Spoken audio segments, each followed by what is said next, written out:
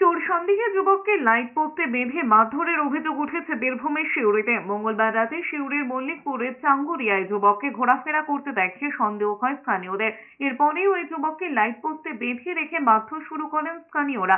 সপ্তাহখানেক আগে একটি দোকানে মোবাইল চুরির ঘটনায় এমনিতেই উত্তেজনা ছিল এলাকায়। খবর পেয়ে সিউড়ি থানার পুলিশ গিয়ে যুবককে উদ্ধার করে। এর আগে মঙ্গলবার রাতে ছেলে ধরা সন্দেহে এক প্রৌঢ় সহ 3 জনকে মারধরের অভিযোগকে কেন্দ্র করে উত্তপ্ত হয়ে ওঠে বিধাননগরের সর্দারপাড়া।